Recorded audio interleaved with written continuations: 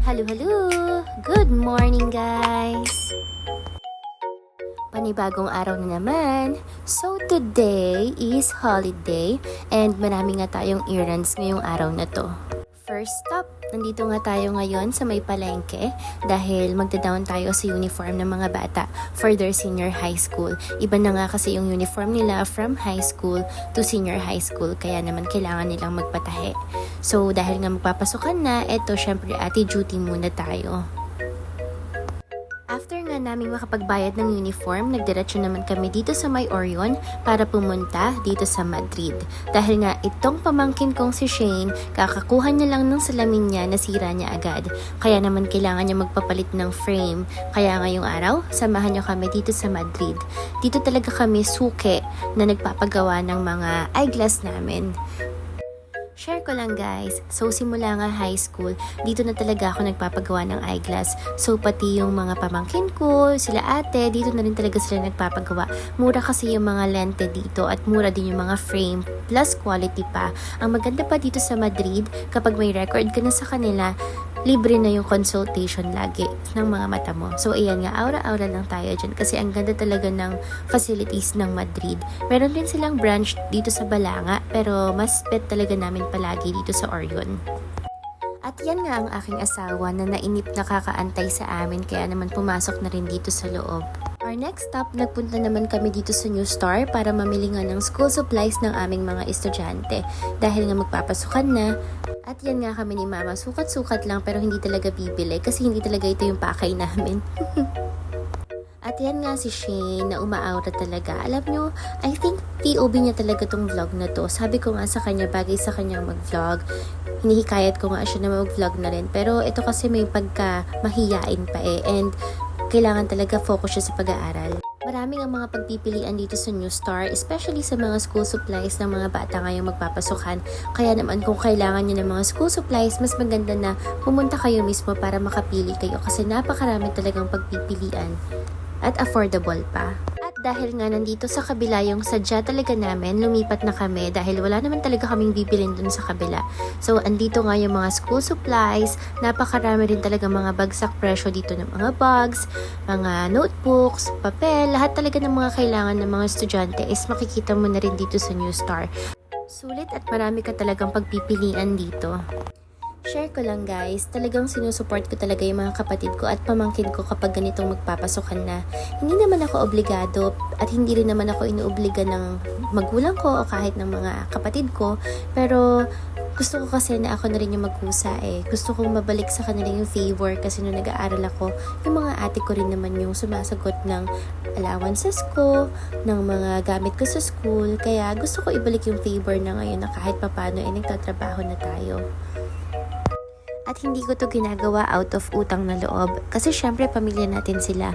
I'm doing this out of love dahil nga mahal natin sila at gusto natin yung the best para sa kanila. At nakakatuwa nga ngayon na kahit may asawa na tayo, suportado tayo ng husband natin. Basta usapang pamilya talaga, pareho kaming mag-asawa. Paglabas nga namin ng New Star, pasado lunch na to, kaya sobrang gutom na kami. Kaya naman, mupo lang kami dito sa tabi at nag-master siomay at ako naman naglugaw rin. Tapos yan, gulaman, solve na 'di ba? Eto naman ang next naming pinuntahan sa First Mega Savers kasi gusto ni Mama magtingin ng appliances na gusto niya raw bilhin siguro pagdating pa ng December kapag nagkapera. Gusto niya lang magtingin-tingin since nandito na rin kami, sulitin na daw kasi minsan lang naman kami makapunta ng Balanga.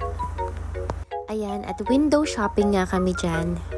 After nga niyan, nag-grocery lang din kami dito sa may Vergara, dito sa Limay. Nakauwi na nga kami niyan and nagdira-diretso na rin kami ng mga errands namin ngayong araw na to kasi gloomy lang yung weather pero hindi naman masyadong maulan ng araw na yan. Kaya naman, mas maganda na gawin na yung mga dapat gawin dahil hindi rin naman kami nakakalabas ng bahay kapag sobrang ulan.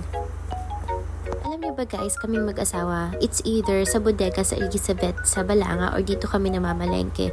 Kasi parang organized talaga dito sa Vergara eh. At the same time, hindi naman ganun kamahalan din yung mga presyo dito. At yan nga yung favorite namin dito, yung cake na yan. 55 pesos lang yan guys. Pero ano na siya, ice cream cake. Again, hindi naman po ito paid partnership ng Vergara. Gusto ko lang sabihin yung POP ko. Ayan nga to, maaura na naman itong mga batang ito, yung magpamangkin. At iyan din si mama na papakaway. At eto, umaaura nga siya. Sabi niya, videohan daw siya yung para siya nagre-restock sa bahay nila. ASMR daw kuno. Hindi ko nga alam kung anong ibig sabihin nun yung mga kabataan talaga ngayon. Ang lakas makatita. Ayan, pati nga baygon, restock. Ayan, may panido siya, gatas, bonakid. Naku, napakadami. Kunyari daw nagre-restock siya sa bahay nila. Well, mag-aral kang mabuti pamangkin. Magagawa mo rin yan soon kapag nakapagtapos ka na. Tuloy-tuloy nga lang kaming namalengke dyan. Namalengke rin si mama ng mga gamit nila sa bahay. And ako naman ito, dudukuha syempre ng mga gamit ko pang laba kasi talagang hindi mawawala yan.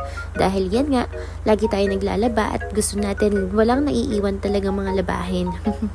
Syempre mahirap matambakan. At yan nga ang magtita, nagkukulitan pa rin. Diyos ko, ginawa ba namang rides itong mga cart? Kala mo mga bata eh. At yan, nakayari na nga rin kami kaya nagpa-punch na kami dito sa counter at nagbayad na rin. Thank you Lord for all the blessings. We are always grateful kasi kahit papano, kahit mahirap ang buhay na iraraos pa rin, kahit papano meron pa rin tayong stocks, meron tayong mga pagkain at groceries. Finally, nakauwi na nga rin kami. Ginabi na nga kami sa dami ng pinuntahan namin. Kayo ba guys, napagod rin ba kayo dito sa video na to? Kasi talagang napakarami nating errands ngayong araw na to. Kaya naman yan, nag-request tong mga bata na to na dito sila matutulog sa bahay at mag-barbecue daw kami. So ito, barbecue night nga kami. Pagkarating nga namin dito sa bahay, inayos lang din namin yung mga pinamili namin. Tapos, ayan, nag-restock lang din ako sa ref. At yan nga ang aming Ali. Nangungulit na rin kasi gutom na rin yata siya. Nag-marinate na nga lang din kami dito ng karne, tapos kami na rin mismo yung mag-iihaw kasi mas bet namin talaga and feeling namin, mas ramdam namin yung barbecue kapag kami mismo yung nag-iihaw. Kaya naman kahit matrabaho, pagod na rin kami sa buong araw na to, talagang ginawa pa rin namin. So kanya-kanyang toka nga kami ng gawain dyan. Itong magtita is nag-aasikaso ng barbecue habang ang aking asawa naman is nagpaparikit na ata sa labas. Tapos ayan, naghugas na rin siya ng mga pinaggamitan nila kasi nga napakarami pa talagang trabaho at napakatambak pa dito sa bahay. Kitang-kita nyo naman. At iyan nga, nag-ihaw na sila. Nakakatakam, diba? Smoky. Aminado yan na kahit papano nakita nyo yung video, talagang nagutom at nag-crave sa barbecue. Ang sarap talaga ng barbecue na yan. Syempre, ang asawa ko yata ang nag-marinate niyan. Pero parang mas masarap siya kasi sa barbecue. Ay, joke lang. At eto nga ang magtita, nagtandem na naman sa pag-iihaw. So ako, patuloy pa rin ako nag-aayos din sa bahay at nagre-restock. After nga nyan, kumain lang rin kami. At wala ngang kabusugan ng mga batang ito dahil nagluto pa ng popcorn at nag-request pa ng movie night. So far, yan yung mga nangyari sa amin sa buong maghapon. Hanggang gabi pala. Hope you like it. Thank you guys. Bye!